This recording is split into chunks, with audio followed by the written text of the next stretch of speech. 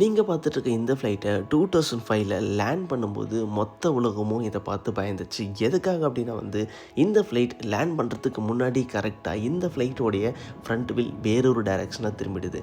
இதை பார்த்து எல்லாருமே ரொம்ப பயந்தாங்க, இன்க்ளூடிங் பேசஞ்சர்ஸ் கூட. மொத்தமாக இந்த ஃப்ளைட்டில் 140 பேசஞ்சர்ஸ் ட்ராவல் பண்ணிட்டு இருந்தாங்க.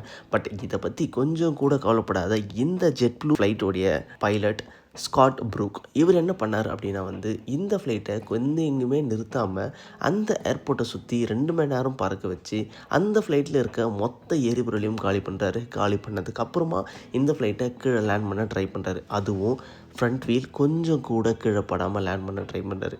இந்த ஃப்ளைட் கொஞ்சம் கொஞ்சமாக ஸ்லோ ஆகுதுன்னு தெரிஞ்சதுக்கு அப்புறமா அந்த ஃப்ரண்ட் வீலை கீழே இறக்குறாரு. அந்த ஃப்ரண்ட் வீல் பற்றி எரியுது.